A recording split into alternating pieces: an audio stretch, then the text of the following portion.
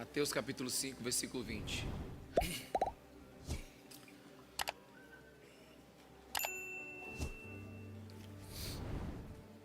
Antes de ler o texto, deixa eu te colocar dentro de um contexto. Imagine uma cidade com 30 mil habitantes. 30 mil habitantes. E nessa cidade tem 6 mil líderes religiosos. 6 mil pastores. 6 mil mestres da religião. Essa cidade, na época da Páscoa, ela chega a 180 mil pessoas. As pessoas vão visitar porque é o lugar onde Deus está lá. É o lugar onde as pessoas vão prestar sacrifícios e adorar a Deus. Essa cidade é Jerusalém, no tempo de Jesus. 30 mil pessoas, com 6 mil líderes religiosos, fariseus, saduceus, mestres da lei. E para essa cidade, essa região, porque nem todos os líderes moravam em Jerusalém, mas Jerusalém era o centro. Para toda essa região, Jesus escreveu um versículo que nós precisamos entender ele de todo o nosso coração hoje. Está lá em Mateus 5:20, que diz assim: pois eu digo que, Jesus falando para o povo daquela região, se a justiça de vocês não for muito superior à dos fariseus e mestres da lei, os 6 mil líderes, de modo nenhum entrarão no reino dos céus. E se você fizer uma comparação com João 3:3, Jesus diz para um desses mestres da lei, que é Nicodemos, um fariseu: digo a verdade, ninguém pode ver o reino de Deus se não nascer de novo. Esses dois versículos, eles têm muito em comum. O que Jesus está dizendo aqui, tanto para a multidão que está ouvindo ele, como para esse fariseu Nicodemos aqui, é que se a justiça de vocês não forem maior do que a justiça dos grandes mestres da lei, se vocês não nascerem de novo, vocês esqueçam o céu. Jesus está dizendo para a multidão: esqueça o céu se vocês não forem mais obedientes do que os fariseus. E Jesus está dizendo para Nicodemos, que é um fariseu: se você não nascer de novo, você sequer pode ver o reino dos céus. Jesus aqui está falando de uma justiça superior. Jesus está dizendo: ó, se vocês forem justos como os fariseus e os mestres da lei, esqueçam, não há esperança de salvação para vocês. Os escribas, eles eram aqueles que dedicavam toda a sua vida para estudar e expor a lei. Os fariseus, que o próprio nome já significa separatistas, por outro lado, era um povo que simplesmente elevaram-se a um alto código de conduta, de cerimônias, um altíssimo nível de religião que os separaram de todos os demais.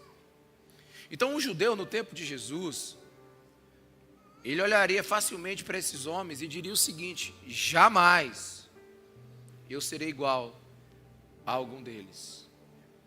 Eles são incríveis, eles vivem para Deus, eles são santos, eles têm uma consagração diária, eles eram um exemplo para o povo, um exemplo daquilo que era ensinado e um exemplo de testemunho. Agora, se você observar nos evangelhos, você vai descobrir que Jesus dedicou um grande espaço para falar a esses homens, para falar desses homens. Jesus, ele gastou muito tempo para falar sobre os fariseus e os mestres da lei. Por quê? Porque viver uma vida superior à desses mestres da lei era algo que estava inconcebível na cabeça do povo que ouvia Jesus. E em tese, Jesus estava dizendo o seguinte: se vocês querem um dia serem salvos, entrarem no meu reino, se vocês desejam isso, vocês precisam ser mais obedientes do que os maiores obedientes desse tempo. Então, o peso desse versículo na cabeça de quem ouvia nesse momento foi absurdo. Como nós podemos ser melhores do que os mestres da lei?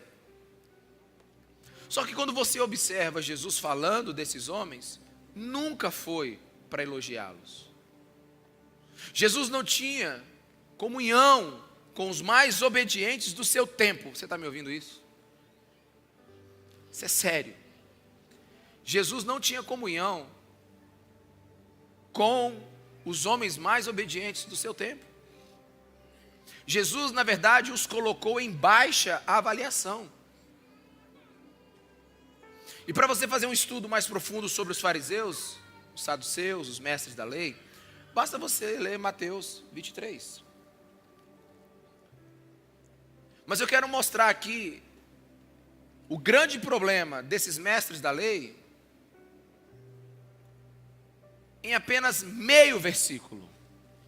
Está lá em Mateus 23, 5, onde Jesus diz o seguinte: tudo o que fazem é para serem vistos pelos homens.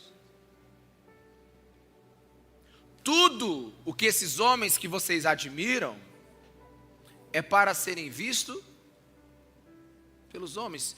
Tudo o que esses homens fazem, tudo o que eles se dedicam, eles fazem para se exibir, como diz a Nova Versão Transformadora. A vida desses homens é um contínuo show religioso. São orações floreadas, são jejuns com live, ao vivo, são obras que eles colocam para que todos possam ver. E antes que a gente comece a olhar esses fariseus, esses mestres da lei, com um duro olhar, Jesus hoje dirige essa palavra para nós. Jesus hoje fala com a igreja que o adora.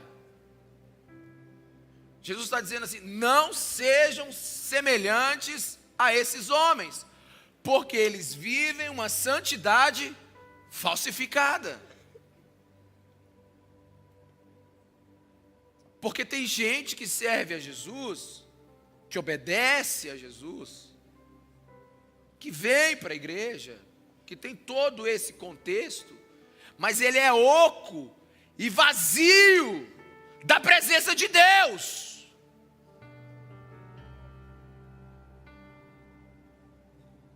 E nada gera mais indignação a Jesus do que hipócritas de espiritualidade.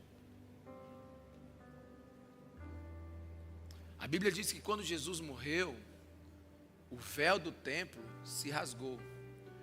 O véu do templo era uma cortina muito grossa. Se eu não me engano, ela tinha 14 centímetros. Não dá para rasgar uma cortina de 14 centímetros. Mas a Bíblia diz que ela rasgou de cima para baixo. E eu gosto muito de um teólogo, N.T. Wright, que ele diz assim, que na hora que ela se rasgou, o que se viu lá dentro? No lugar da presença? Nada. Porque Deus não estava mais naquela adoração daqueles falsos líderes há muito tempo. Porque Porque uma das coisas que Deus mais abomina é a hipocrisia na espiritualidade. As vidas desses homens, as vidas dos fariseus, as vidas dessas pessoas que só têm uma liturgia externa, que só têm um compromisso de vir, mas não praticar, ou praticar para que outros para que eles sejam vistos, as suas vidas são apenas externas, não é uma atitude do coração. Quantos me entendem? E 1 Samuel 16:7 diz que Samuel ia escolher o próximo rei de Israel. E ele então olhou o de mais bela aparência, ele olhou o mais forte, ele olhou o mais velho, talvez o mais apto à espada. Só que o Senhor disse: Samuel, não considere sua aparência, nem sua altura, não considere o externo, porque eu rejeitei. Eu não quero esse homem. Eu, o Senhor, não vejo como um homem. O homem vê a aparência, mas eu, o Senhor, vejo o coração. Então Jesus, quando bateu o olho nos fariseus e nos mestres da lei, ele disse: é um povo sem coração. Na verdade, Jesus estava se preparando para ensinar algumas coisas para nós quando ele disse isso. Vocês querem saber o que é santidade? O que é ser cristão? Bem, seu modelo de espiritualidade não são os fariseus, não são os mestres da lei. Não siga o exemplo desses falsificadores de santidade, de gente que parece ser, mas não é.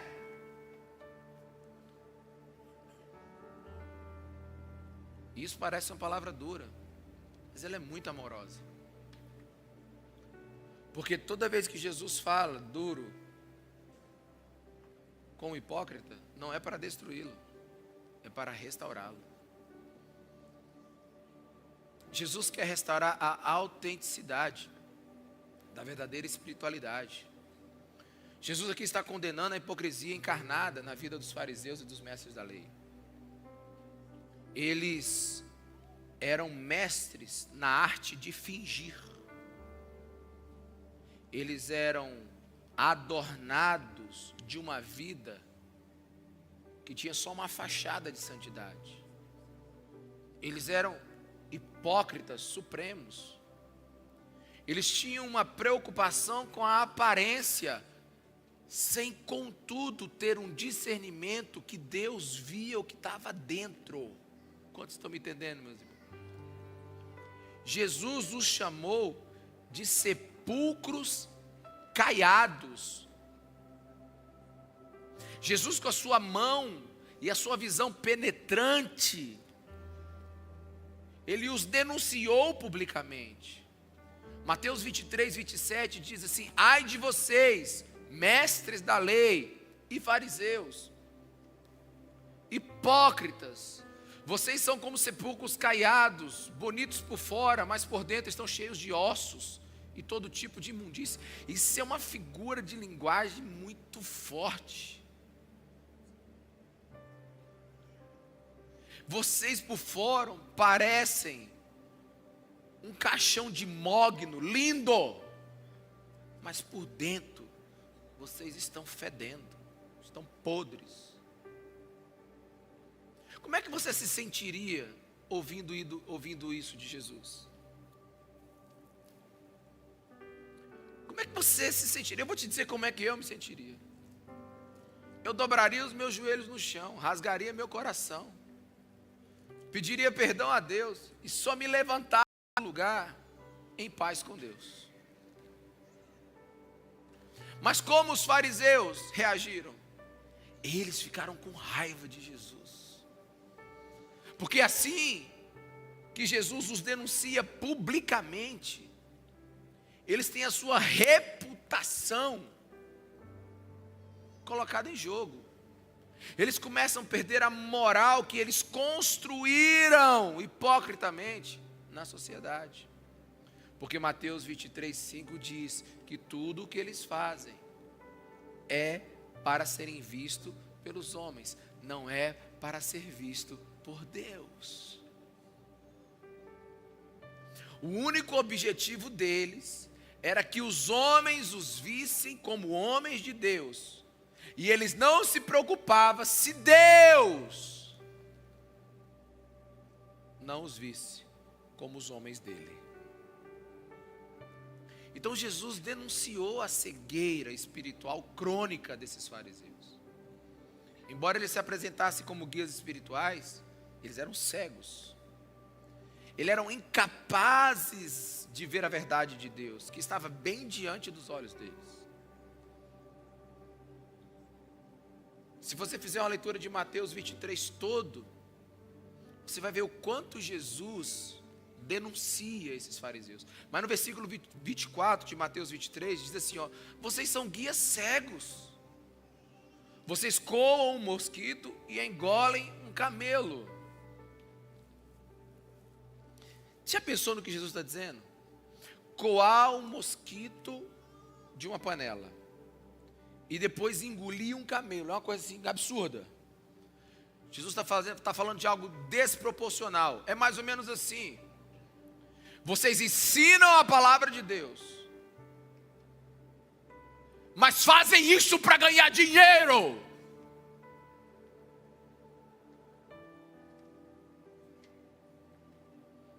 Vocês agem como cristãos publicamente, mas sozinhos estão escondidos na mais profunda e negra imoralidade.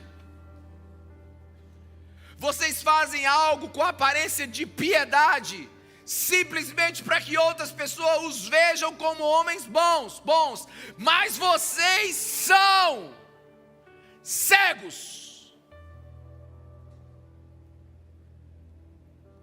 Eles eram tão cegos que eles não reconheceram o Messias falando na montanha. A Bíblia diz que a mulher samaritana, em João capítulo 4, quando ouviu de Jesus: eu sou aquele que iria vir, aquele que vai matar a sua sede para sempre, ela simplesmente se encheu de esperança, saiu correndo e contou para toda a cidade. Uma prostituta, a mulher que estava no seu quinto marido.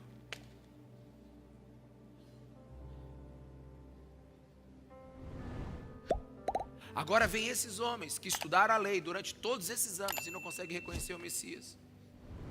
A Bíblia fala de um homem chamado Simeão.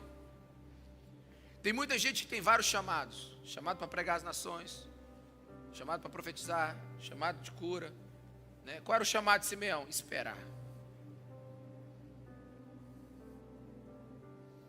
O chamado de Simeão era esperar, porque ele recebeu uma promessa que ele não morreria sem ver o Salvador. E no dia que Jesus foi ser consagrado lá no templo, Simeão pega aquele bebezinho de 3 quilos, o levanta ao céu e diz: Senhor, hoje eu posso morrer, porque os meus olhos viram a salvação. Um consegue enxergar Jesus bebê, e os fariseus não conseguem enxergar Jesus como o Messias pregando um sermão, como o sermão da montanha. Eles eram cegos. Então, se você fizer uma leitura atenta dos ensinos de Jesus, para seguir Jesus precisamos ter sinceridade de coração, que transcende, preste atenção, a mera observância ritualística. Abandonar máscaras e rejeitar todo o legalismo morto. O que Jesus está dizendo é que nós temos que negar a nós mesmos e tomarmos a nossa cruz. Os fariseus e mestres da lei, eles eram homens que eles não largavam o seu ego, eles estavam satisfeitos consigo mesmo.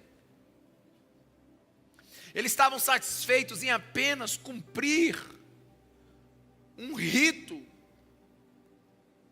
E ao final desse rito, eles estavam convencidos que convenceram Deus. a aceitá-los. Contudo, o que está por trás do coração do fariseu e do mestre da lei, do religioso, a principal hipocrisia que existia neles é que eles não viviam para a glória de Deus, eles viviam para suas exibições diante dos homens. Mateus 6, versículo 1 diz que tenham o cuidado de não praticar suas obras de justiça diante dos outros para serem vistos por eles.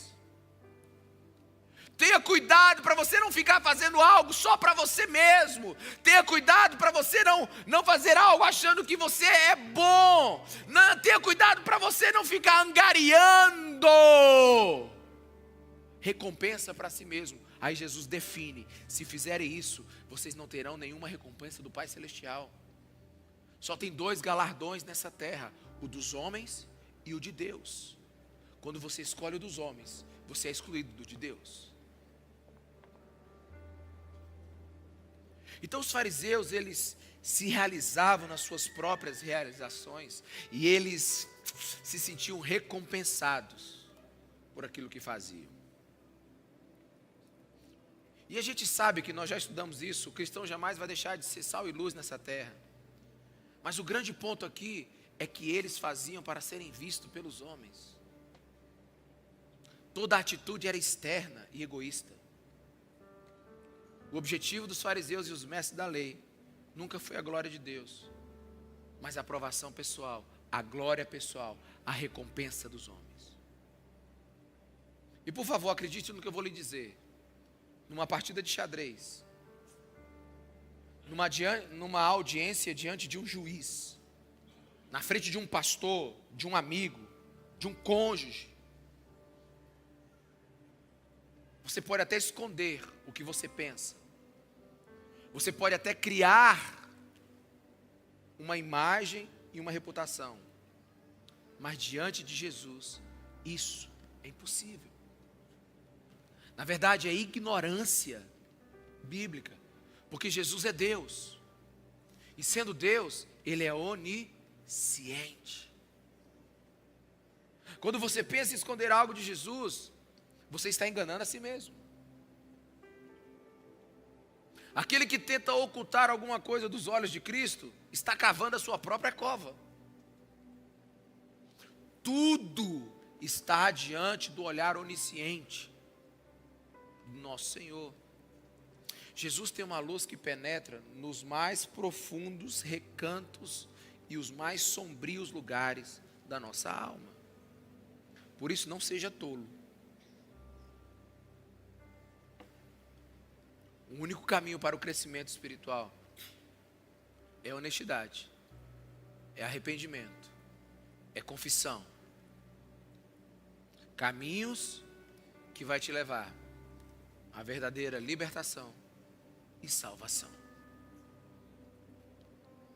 E se a gente fizer um pouquinho mais de esforço e buscar um pouquinho mais de honestidade em nosso coração, você vai descobrir que existe algo terrível na alma humana. Algo terrível, que Deus abomina. Que tem pessoas que amam a Jesus, mas tem outras pessoas que se satisfazem em apenas serem reconhecidas como alguém que ama a Jesus, mas não amam.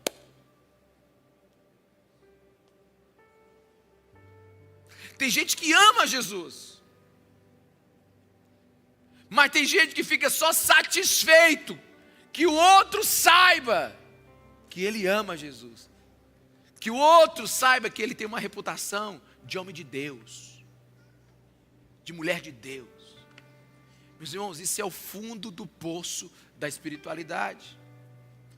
Porque a Bíblia diz, no próprio Sermão da Montanha, em Mateus capítulo 7, versículo 22, que muitos naquele dia, diga naquele dia. Ah, meus irmãos, eu vou pregar um dia só naquele dia, vai ser o tema da mensagem. Naquele dia, onde todos os dias estarão completamente focados naquele dia, onde se você viveu 20 anos ou viveu 100 anos, tudo será dito naquele dia. Toda verdade, toda mentira, toda hipocrisia, toda justiça, quem você é não importa diante de Deus naquele dia. Uns vão dizer: Senhor, Senhor, a gente não profetizou, a gente não fez um monte de coisa no teu nome, nós não realizamos milagres, expulsamos demônio, nós botamos para quebrar, Jesus, a gente trabalhou para caramba. Jesus disse: nunca os conheci. Nunca os conheci porque vocês praticaram o mal. Agora, irmão, presta atenção nessa palavra. Como é que expulsar demônio e curar doentes é mal? Vamos lá, pensa comigo. Jesus fala umas coisas assim que a gente passa muito rápido. Profetizar, expulsar demônios, realizar milagres. Como é que isso é mal? É mal quando faz para a sua própria glória. É mal quando a gente usa o poder de Deus para benefício próprio. É mal quando a gente faz para que nós sejamos reconhecidos e não para a glória de Deus. Sabe, o veredito daquele dia será infalível. Naquele dia, a gente vai saber se a nossa justiça excedeu ou não a dos hipócritas, fariseus e mestres da lei. E no final das contas, Jesus está falando aqui sobre santidade, sobre vida separada para Deus.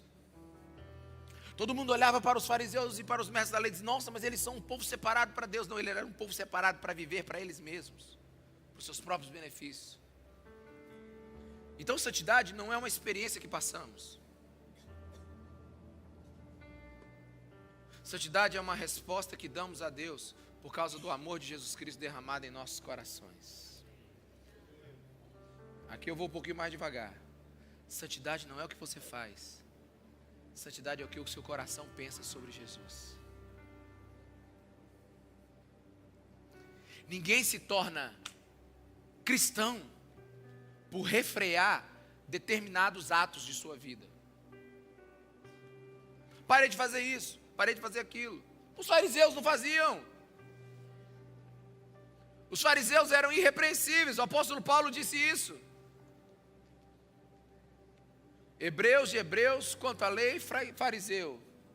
Contra a observância da lei, irrepreensível. E no final ele descobriu que ele estava fazendo o quê? Perseguindo a igreja. O que nos faz ser genuínos cristãos é quando a nossa vida se volta para Jesus por amor e não por outros interesses. Sabe, eu conheço pessoas que passaram por vários estágios na vida cristã. Uns que falaram assim: nem pecador eu sou. Desconheço esse tipo de moral aí. Outro que diz: sou pecador, mas não estou nem aí. Outros que dizem assim: sou pecador, mas Deus sabe que eu não consigo me livrar disso mesmo, Ele vai me dar um jeito. E outros que dizem assim: sou pecador, estou lascado. Quando Deus me pegar, não vai sobrar nada. Aí tem outros que têm outro relacionamento com Deus, que é: sou amado por Jesus. E aí? E aí acabou. E aí tudo fica por aí. Porque quem ama faz o que o amor ordena. A palavra de Deus diz em 1 João 5,3: porque nisto consiste o amor a Deus, obedecer os seus mandamentos. E os seus mandamentos não são pesados. Como é que o mandamento de Deus não se torna pesado? Quando? Vamos lá, igreja. Quando? Quando é que o mandamento de Deus não se torna pesado? Quando a gente ama a Deus. Sabe, a pessoa chega para mim assim: pastor, estou com vontade de casar e ter filhos. Eu digo: cuidado. Casar é a coisa mais difícil que tem no planeta Terra. E ter filhos, cuidado, que filhos vai te deixar pobre. Porque os bichos que gastam.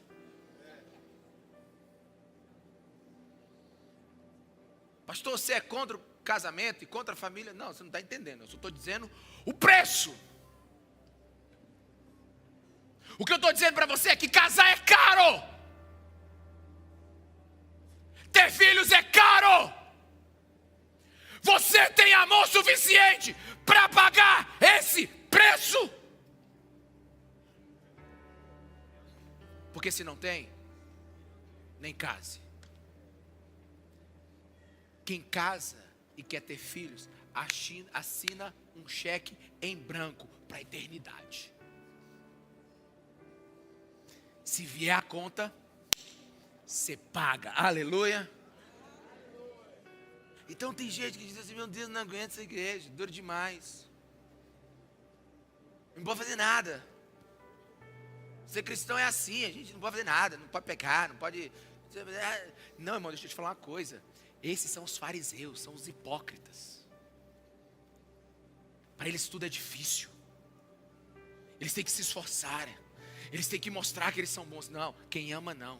Quem ama diz assim: eu faço porque amo. E porque amo, me sacrifico. Quem ama perde um pedaço do braço, mas não deixa de amar o que ama. Quem ama paga a conta. Tem alguém aqui? Quem ama não pergunta se é difícil, se é fácil. Quem ama morre, mas não perde o que ama.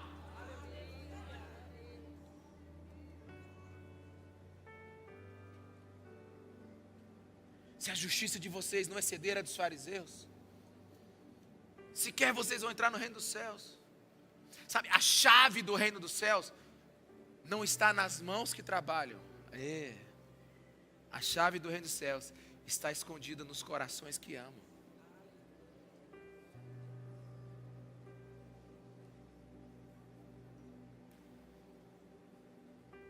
Jesus aqui está ensinando o que é santidade. Sabe, e tem muita gente que age de diversas maneiras quando ouve o evangelho. Tem uns que não se movem, sabe, não movem um átomo de arrependimento. Tem uns que não geram nenhuma convicção de pecado. Tem outros que têm uma opinião tolerante. Cada um escolhe o Deus que quer seguir.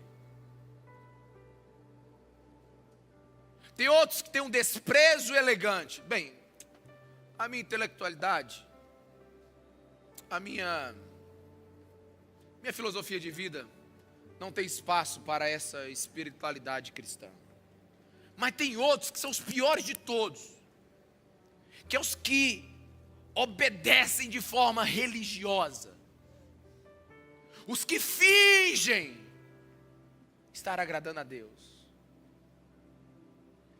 E para esse Jesus está dizendo: olha, vocês são igual aos fariseus, igual aos mestres da lei, tudo bonitinho por fora, mas tudo errado por dentro. Se a sua justiça continuar igual a deles, vocês não entram nem o céu vocês vão ver, nem na porta vocês vão ver. Vocês estão sem esperança para a eternidade comigo. Por quê? Porque o verdadeiro discípulo de Jesus, ele não é um robô programado para fazer coisas. É uma mentalidade extremamente religiosa essa. Eu vou ter que aceitar Jesus agora, tenho que fazer isso, tenho que fazer aquilo. Pois é, cuidado com isso. O verdadeiro discípulo de Jesus, ele não é um robô. O verdadeiro discípulo de Jesus, ele é um amante. Alguém está me entendendo aqui? Alguém entende isso? Jesus, em mais um encontro com os fariseus, os alertou: ei, eu não quero robozinhos, eu quero pessoas que me amam. Está lá em Mateus 5,19, ele chegou para os fariseus e disse assim: em vão me adoram, seus ensinamentos não passam de regras ensinadas por homens. Ele está dizendo assim, vocês no mês de junho vão fazer 20 cultos. Foram 20 cultos em vão, porque vocês são robozinhos que batem palma, que levantam as mãos, que dão aleluia, e na hora que o pastor vai dar a bênção, vocês fazem assim. E aí vocês vão embora e vivem a vida do jeito que vocês querem. é em vão. Você já pensou ouvir isso de Jesus, irmão? Primeiro, é o fim de uma espiritualidade. E segundo, é muito dinheiro gastado em vão. Alguém está me entendendo? É o fim de qualquer igreja. É Jesus não aceitar a adoração dela. E segundo, é que nós estamos gastando dinheiro demais aqui. Perdendo tempo. É por isso que Jesus, Ele nos dá essas palavras amorosas aqui. Sim, amorosas. Porque quando a graça de Deus alcança um perdido pecador, ele não é domesticado em um cristão domingueiro, mas ele é transformado num apaixonado pela presença de Jesus. Ele não é um frequentador de um lugar, ele é um incendiador de um culto. Ele não é uma pedra de gelo que senta na cadeira, não. Ele é é fogo e querosene, pronto para incendiar o lugar e adorar ao Deus vivo que o resgatou do pecado e da morte. Aleluia! É isso que Jesus está querendo ensinar. Agora, Jesus, como é que é possível a gente ser melhor do que aqueles que precisam ensinar a gente? Porque é o que o versículo diz. O que Jesus está pedindo? Justiça. Que tipo de justiça? Maior do que quem? Dos fariseus. E está pedindo para quem? Para o povo que era para ser ensinado por esses fariseus. Como é que é possível o aluno superar o mestre nessa hora? Olha o que Jesus diz em Mateus 23:3. Obedeçam-lhe e façam tudo o que eles dizem a vocês, mas não façam o que eles fazem, pois não praticam o que pregam. É gente que só tem vocabulário, só tem discurso. É gente vazia, é gente oca. Cuidado com esse tipo de gente que só tem belo discurso, mas não vivem. E quando fazem para si mesmo. O coração deles desmentem o seu comportamento.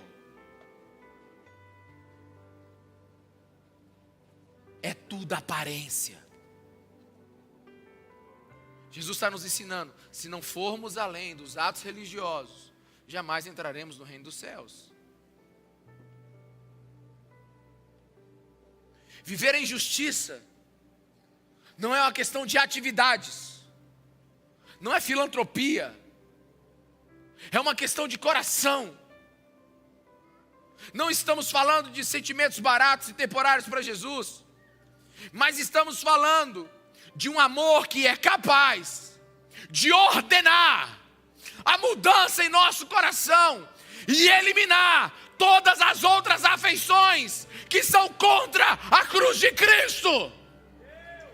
Nós estamos falando de uma afeição que supera todas as outras. Nós estamos falando de um amor que supera todos os outros. Nós estamos falando de uma onda que leva todas as outras. Nós estamos falando de um nome que está acima de todo nome. Nós estamos falando de um culto onde Ele é o maior tesouro. E como é que isso acontece, pastor? Jesus mandou o povo fazer isso. Como é que isso acontece? Como é que a gente pode ter uma justiça maior do que os fariseus? Comportamentos mais puros? Doutrina mais acurada? Emoções mais afloradas? Não, porque isso é consequência. Analisa comigo aqui. Comportamentos mais puros. Os fariseus tinham. A roupa deles era até diferente da roupa dos demais. Eles jejuavam 2 vezes por semana, quando a lei só pedia uma. Você viu que eu vi com a roupa diferente hoje? Eu vi com a roupa de ver Deus hoje. Quase botei um paletó e uma gravata. Porque roupa fala muito. Mas o problema é que roupa não vai para o céu.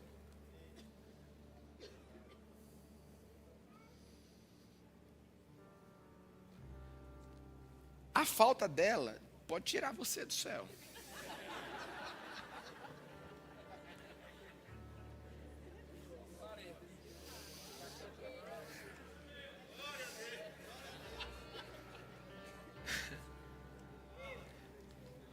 Mas o que Jesus está dizendo é que nada externo tira sorriso dele.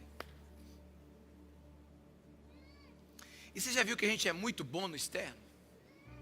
Não, tem uns casais que saem do carro que parece que assim, é o paraíso na terra.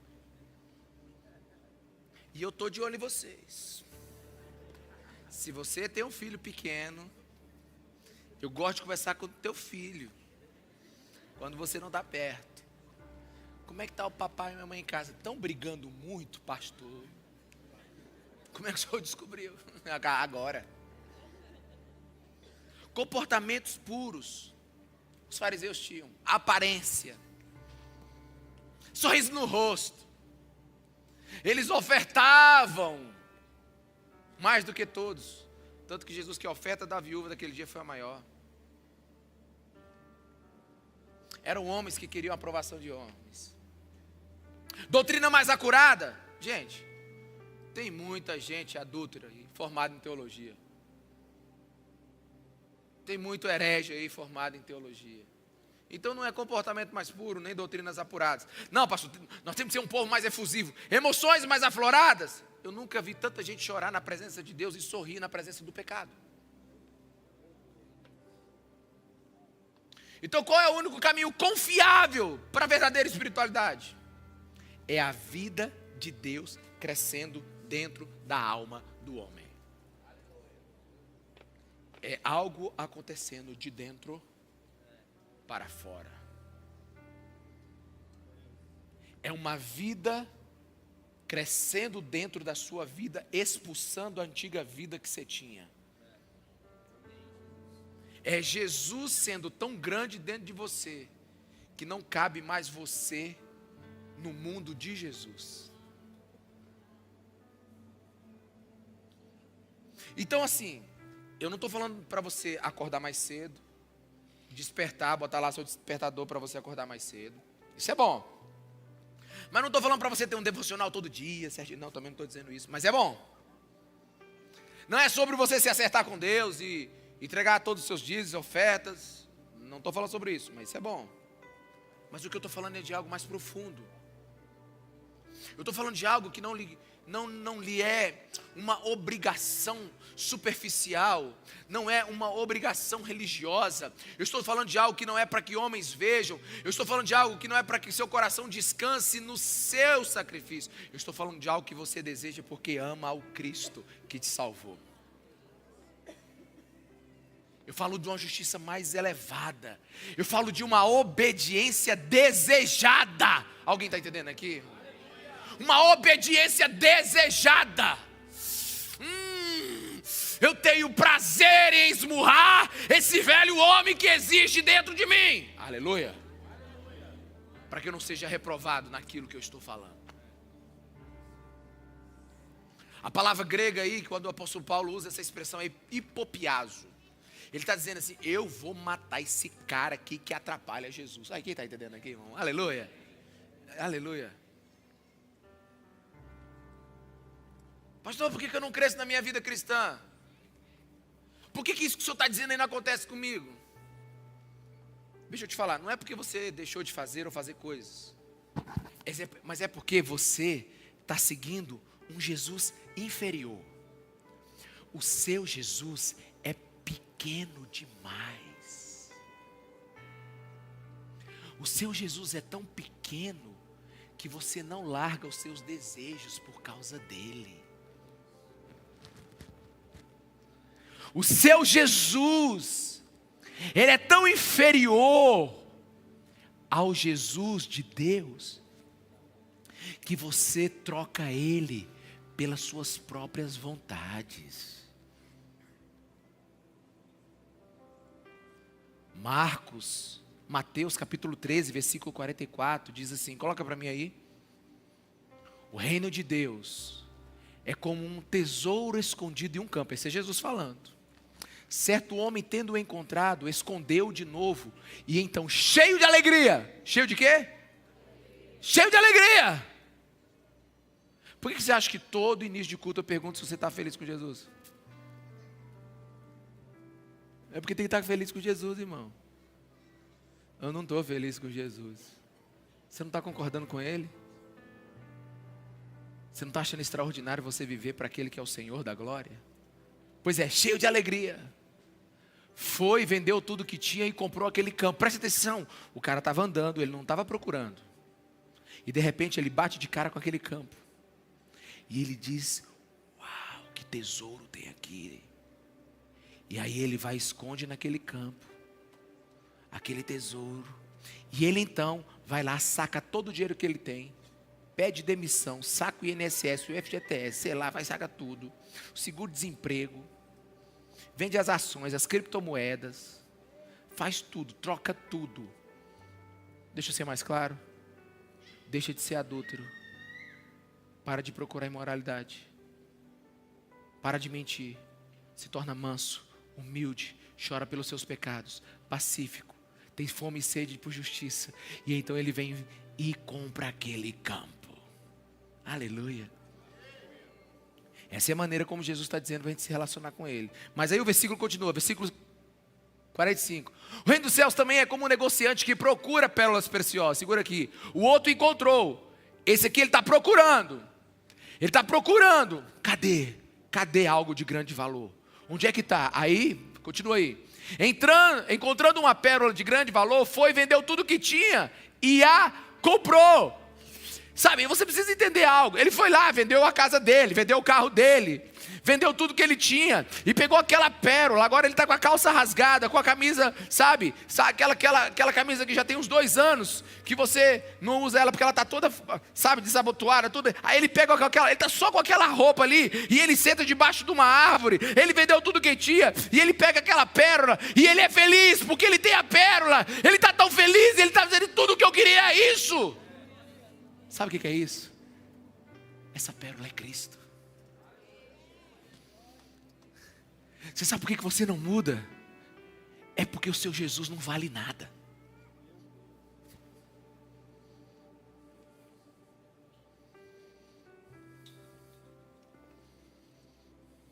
Ele não vale nem você ser um homem de caráter, uma mulher de caráter.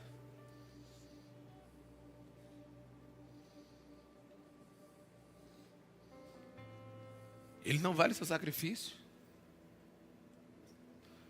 Ele não vale a sua devoção. Ele não vale a sua adoração.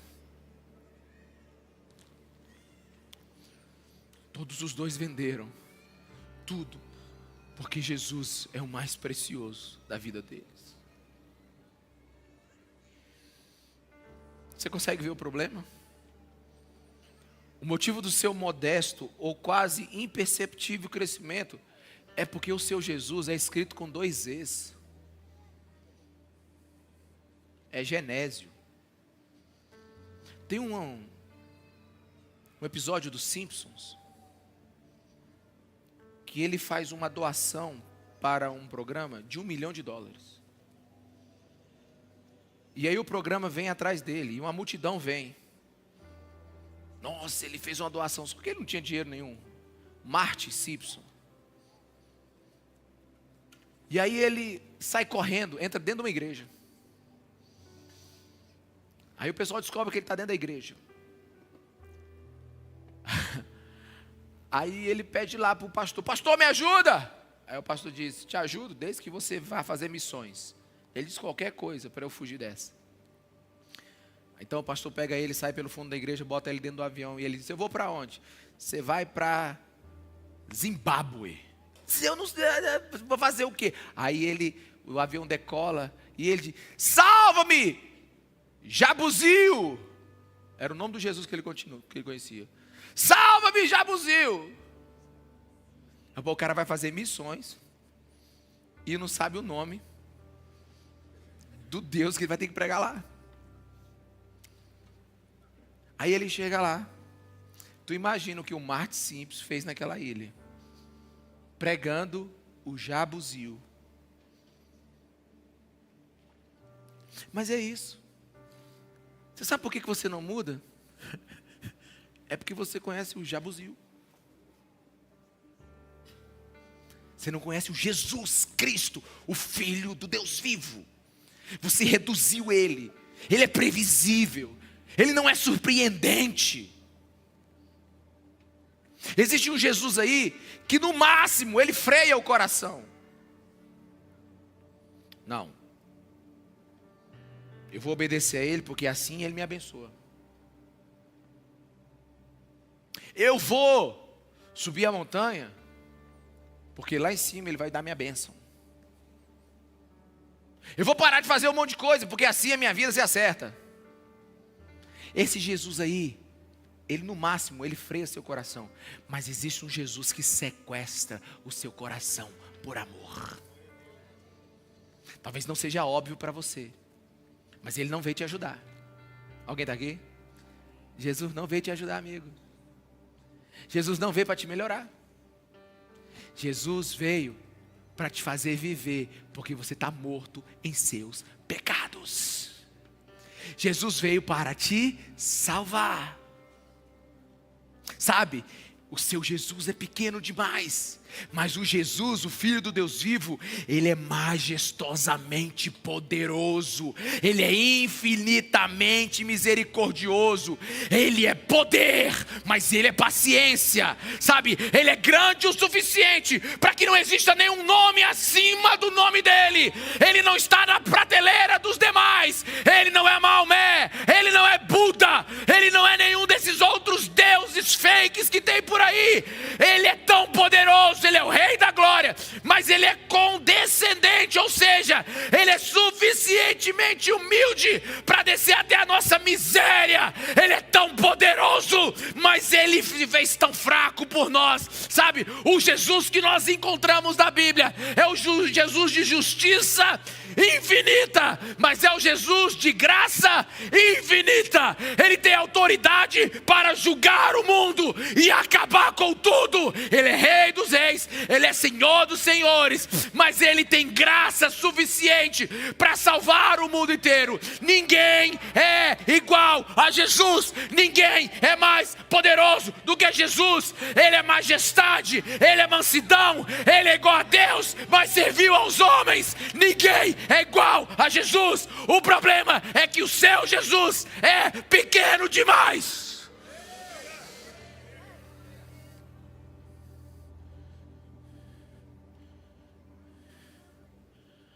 Por que eu estou empacado na minha vida? Não consigo fazer a vontade de Deus. Ele ainda não é fúria no seu coração.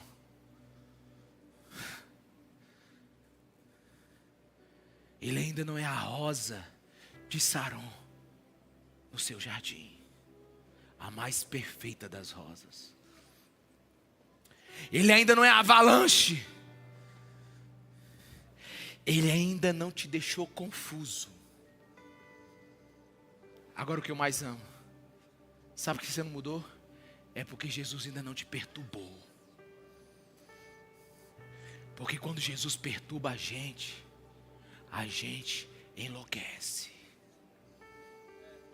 A gente não é mais o mesmo.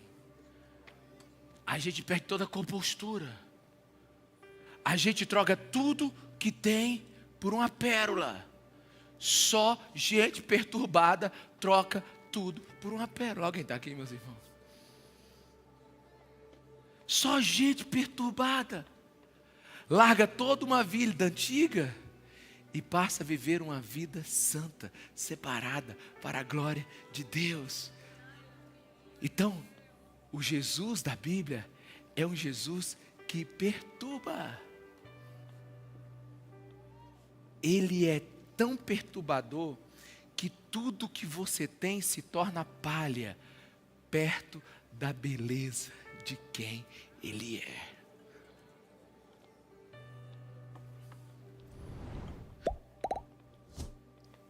O que não aconteceu com muitos é que Jesus não se tornou tudo em todos. Jesus não se tornou tudo em todos. Aí o que acontece? Você perde a dimensão da sua perdição e perde a dimensão da salvação do Filho. Vamos construir um pensamento aqui agora, rapidamente, para a gente terminar. Coloca para mim Tiago 4:9 aí.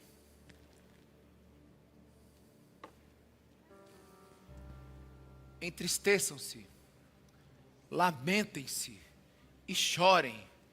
Troque o riso de vocês por lamento e a alegria por tristeza. Alguém poderia dizer, pastor, está errado, não está na Bíblia não. Deixa eu te falar uma coisa para você aqui. A igreja hoje está pregando tão ruim que o povo está saindo alegre.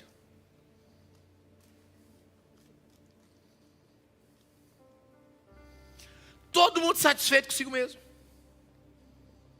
Ninguém acha que precisa mudar nada.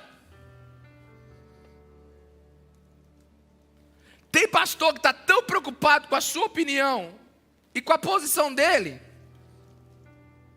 que ele quer te agradar, para você sair daqui hypado. Nossa, o culto foi tão bem, me senti tão bem hoje. Deixa eu te falar, o pastor Tiago de Jerusalém está dizendo o quê? Entristeçam-se, lamentem-se, chorem, troca o riso de vocês por lamento e alegria por vocês e tristeza. O que ele está dizendo aqui? Pastor, quer dizer que a Bíblia está dizendo para mim me sentir assim, o pior de todos os mundos? É isso mesmo.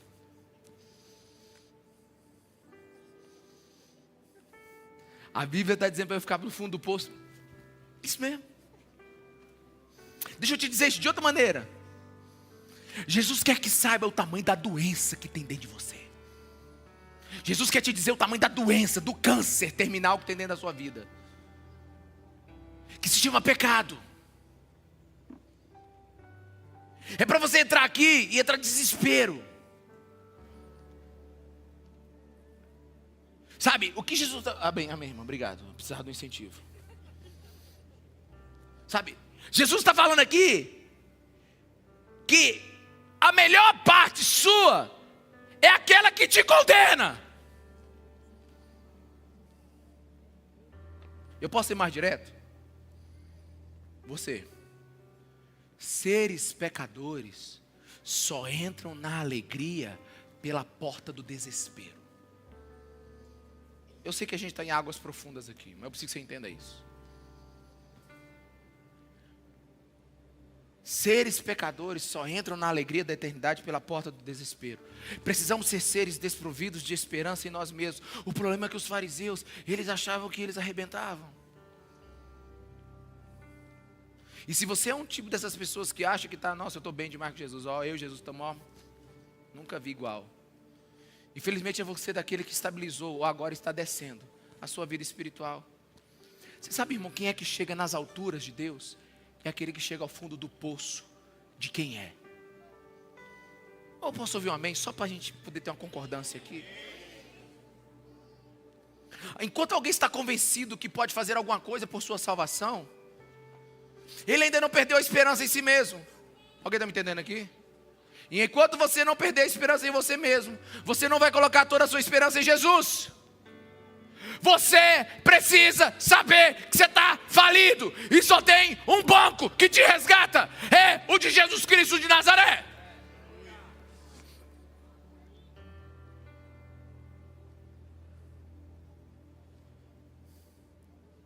Sei que eu estou em águas profundas, mas me entenda. Enquanto você estiver com boas relações com seu ego, você não vai exceder a justiça dos fariseus. Agora, quando vemos a total falência de nossos esforços, quando temos total desesperança em nossa força de vontade, deixa eu te falar uma coisa aqui. Um jovem me procurou e disse assim: pastor, eu não consigo. Ele começou a chorar. Chorar que pingou no chão. Eu não consigo agradar a Jesus. Pronto, é isso aí. Alguém está me entendendo? É isso. Enquanto a gente não entender a severidade do pecado que habita em nós, você nunca vai ver Jesus como seu único e suficiente Salvador. Você sabe qual era o maior problema dos fariseus? Não era a imoralidade, era a moralidade. O maior problema dos fariseus não era a imoralidade, era a moralidade. Eles se achavam bons demais. Eles não se sentiam perdidos. Você sabe o que é isso? É pecado travestido de virtude. É hipocrisia espiritual. Agora, você já viu como Jesus tratava os rejeitados? Tipo assim, não tem jeito para mim não. Eu sou Zaqueu, gente. Eu sou o mais corrupto da minha cidade. Eu cobro imposto do meu povo a mais. Eu tenho uma casa muito linda na colina. Eu tenho a vida que eu tenho que viver, mas eu não tenho coragem de chegar perto de Jesus, porque do lado de Jesus está só os pastores das igrejas. Está só os líderes religiosos com ele. Sabe uma coisa? Eu vou lá para cima da árvore para pelo menos ver ele de longe. Aí Jesus está cheio em volta dos grandões religiosos. Aí ele diz assim: e aí, Zaqueu? Finalmente, hein? Entendeu que não era digno. Deixa eu ir na tua casa, amigo. Aí o presidente da convenção da denominação diz assim: você, meu, vai para casa do Lula. Oh. Perdão, irmão, perdão. De verdade, perdão. Perdão, irmão, de verdade, perdão. De verdade, diante de Jesus, perdão. De verdade.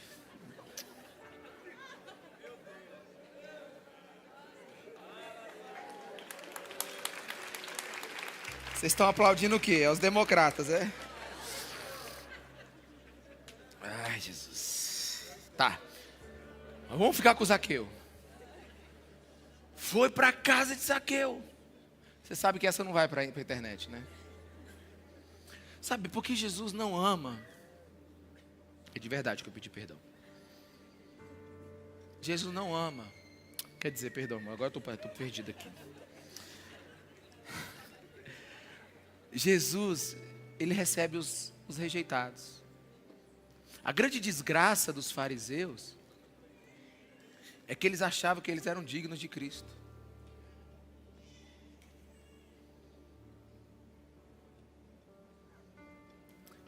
E a grande bênção dos rejeitados é que eles sabiam que não poderiam estar perto de Deus quando Ele aparecesse.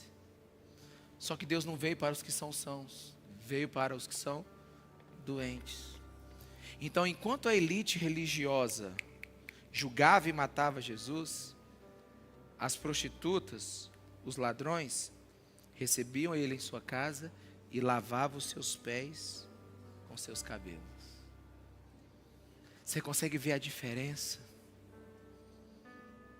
Por isso, deixa eu te dizer uma coisa que eu aprendi com homens de Deus. Só temos essa vida para nos arrepender.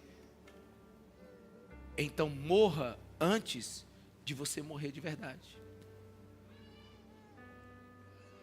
Porque pode ser tarde demais para você ter arrependimento. Você vai se arrepender de não ter se arrependido. E você precisa morrer antes de você ter morrido. Você precisa, olha para mim aqui agora. Você precisa enfrentar o doloroso corredor da honestidade. Porque esse foi o defeito da igreja de Laodiceia. Jesus disse para a igreja de Laodiceia: você diz, Apocalipse 3,17, estou rico, adquiri riquezas, não preciso de nada. Não reconhece, porém, agora é Jesus decretando o que Laodiceia é. Você é uma igreja miserável, digna de compaixão. Você é pobre, você é cega e nem sabe que está nua. Vai um conselho que funcionou para a minha vida, irmão. Peça para Jesus mostrar a sua real condição de pecador. Peça para que Ele te humilhe, mostrando que jamais você vai ser bom o suficiente para Deus. Peça que Ele te torne sóbrio sobre a sua perdição. Que Ele te mostre o caminho infinito de santidade que você precisa percorrer, mas jamais você vai conseguir. Permita que o vazio, a ausência de Deus te humilhe. Peça para a graça de Deus te jogar com os dois braços no chão. Não é para ficar aí afundado em autopiedade, não. É para você dar pela primeira vez na sua vida um grito de salvação verdadeiro: Senhor, tenha misericórdia de mim. Pastor, mas isso é correr de novo decidido. Eu já sou crente há um bom tempo. Deixa eu te dizer um texto da Bíblia que me impressionou ontem. 1 Timóteo 1,15, que diz assim: esta afirmação é fiel e digna de toda aceitação. Cristo Jesus veio ao mundo para salvar os pecadores, dos quais eu sou o pior. Você sabe quando é que o apóstolo Paulo disse isso? Não foi quando ele caiu ao chão na estrada de Damasco. Porque você percebe a evolução do apóstolo Paulo no conhecimento de quem Deus é e no conhecimento dele. Primeiro Paulo diz: eu sou irrepreensível diante da lei. De Hebreus, contra a lei, fariseu. Depois ele diz: eu sou incapaz de cumprir a lei. Aí depois ele diz: graças a Deus por Cristo Jesus que cumpriu a lei por mim. E ele termina a sua jornada espiritual sabendo de que todos os pecadores que existem no mundo, ele é o pior. Sabe o que é isso, irmão? Isso é ser um verdadeiro cristão. Porque toda grande subida espiritual acontece após um grande declínio do ego. A pureza da fé de um cristão está ligada à genuidade do desespero pessoal que ela produz. Você tem que estar desesperado para você realmente encontrar fé em Jesus Cristo de Nazaré. Mas não. Nós temos uma igreja tranquila. O que nós vamos comer? Já são 12h20 e parece que o pastor nem vai terminar.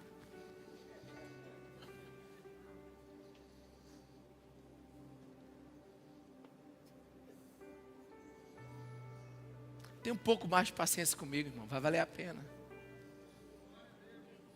Deixa eu te falar. A vida cristã tem que ser como pular numa grande cama elástica.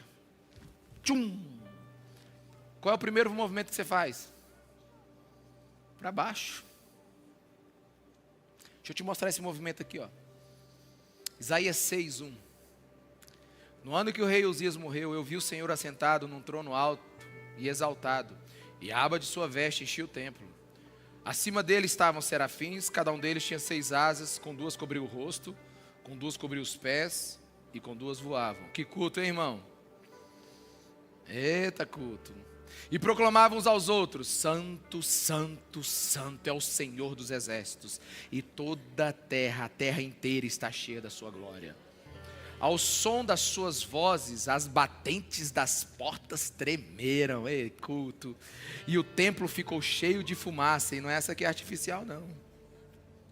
Então gritei: ai de mim!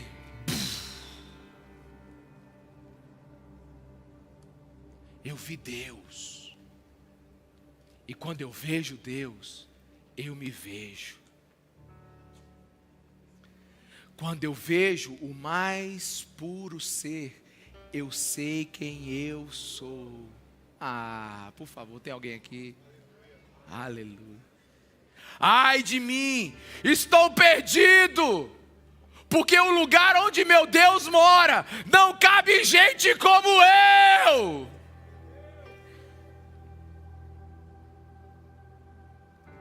Pois sou um homem de lábios impuros, e vivo no meio de um povo de lábios impuros. Os meus olhos viram o Rei, o Senhor dos exércitos. Logo, afundou. Não sou digno, estou falido. Tudo que eu já fiz até hoje não dá conta. Os céus não são para gente bom, e nem para gente ruim, é para gente perfeita. Não me cabe. Logo um dos serafins voou até mim, trazendo uma brasa viva.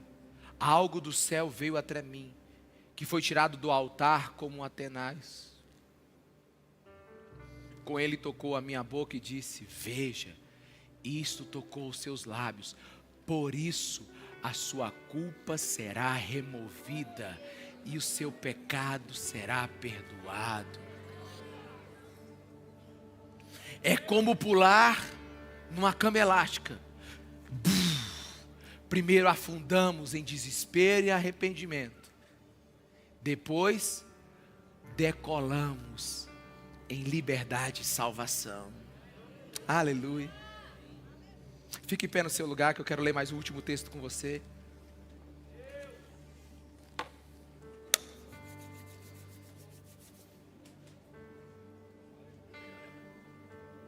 Está em Lucas 5, versículo 1.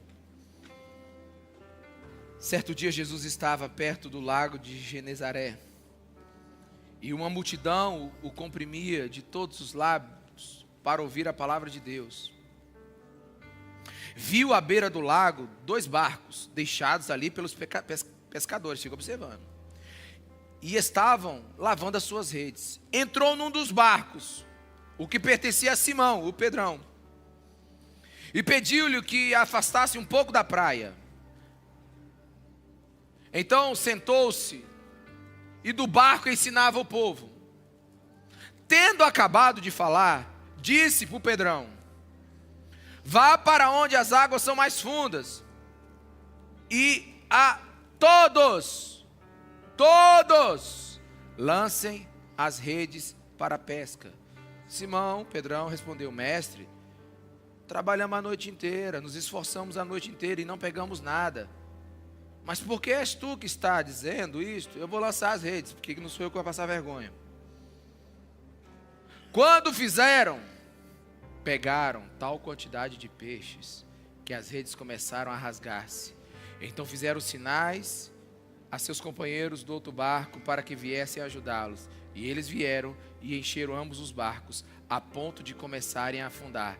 Quando Simão Pedro viu isso, pode vir, Ministério Louvor, prostrou-se aos pés de Jesus e disse: afasta-te de mim, Senhor, porque sou um pecador.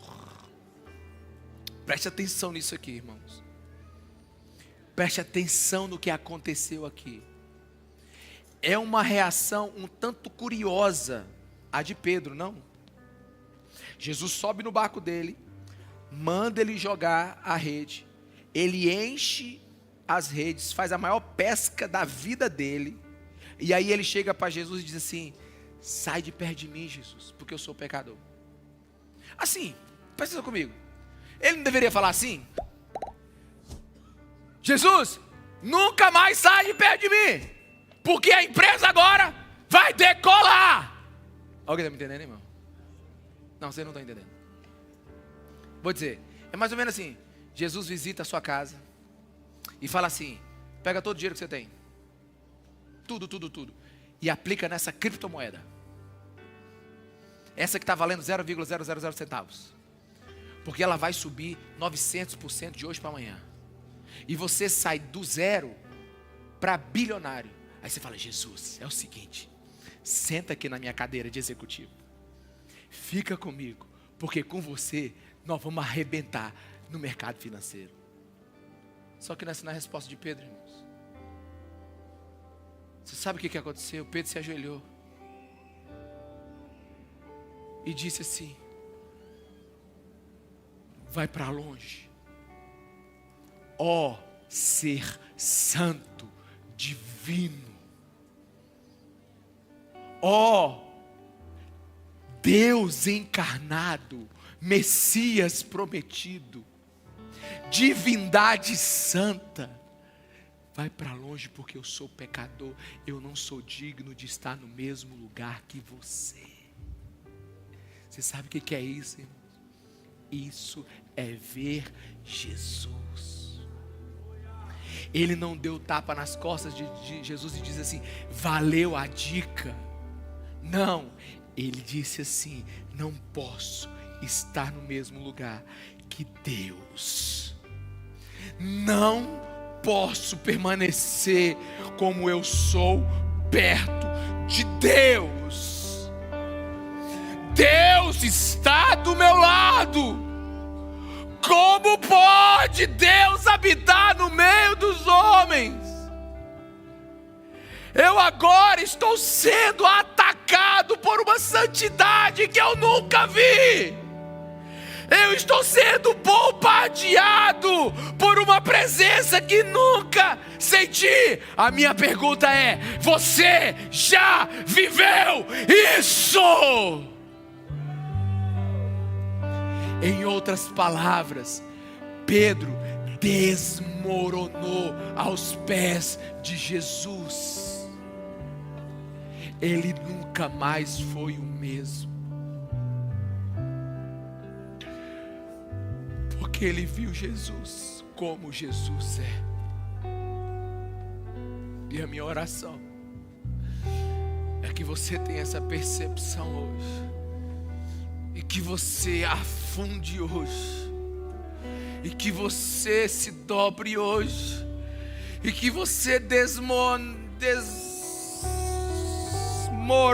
hoje, que você se debruce hoje, que você seja destruído hoje, que a alegria que você entrou ali seja transformada em choro, porque você não é o que precisa ser, e só vai ser quando você precisar somente de Jesus Cristo de Nazaré. Por isso eu oro para que você que está tendo essa experiência hoje, dobre os seus joelhos, aqui na frente ou em outro lugar. Não estou perguntando se você é cristão, se você não é. Não estou perguntando se você vem na igreja, se não você. Mas se Deus tocou em você, e você quer viver esse nível de santidade, e você quer que Jesus, sabe, venha sobre você com fogo consumidor e te mude, te purifique, sai do seu lugar. E vamos orar, e vamos adorar no nome de Jesus. Se você deseja isso para a sua vida, se você quer isso para o seu coração, dobre os seus joelhos diante do Senhor. Ah, Jesus, vem Jesus. Vem Jesus, vem Jesus, vem Jesus. Toca Jesus. Toca Jesus. Libera arrependimento aqui nesse lugar. Confissão. Libera o choro. Libera Jesus. Nós queremos ser transformados pelo Teu Espírito, Senhor. Toca, Espírito Santo, toca, Espírito Santo. Nós queremos desistir hoje, Senhor, de tentar Te agradar. E nós queremos cair nos braços da graça. Nós queremos ser levados pelo rio da graça. Nós reconhecemos que não conseguimos, Jesus. Os fariseus não conseguiram, ninguém conseguiu, o apóstolo Paulo não conseguiu, a gente não vai conseguir. Ninguém é bom o suficiente, mas o Senhor, pelos seus próprios méritos, o Senhor, pela sua própria justiça, pagou o nosso preço. Nos comprou com Teu sangue. Leva-nos a ver tão grande salvação aqui hoje, Jesus. Descasca todo o ego que tem confiança em si mesmo aqui agora. Deus, nós não somos bons, mas o Senhor é. E nós estamos em Cristo. Em Cristo. Vem sobre nós, Jesus. Vem sobre nós, Jesus. Graça e misericórdia, bondade e misericórdia. Precisamos de Ti, Jesus. E firma os nossos pés em tão grande salvação. Nós desistimos hoje de dar certo, Jesus, e abraçamos a Tua graça, para que contigo tudo que é impossível para os homens seja possível para Deus. Saímos carregados por Ti, Jesus. venceremos o pecado em Ti. Somos gerados em Ti. Vivemos pelo poder do Espírito Santo, santificados pela graça, não no nosso mérito, mas na Tua justiça, para a glória e a Sua fama,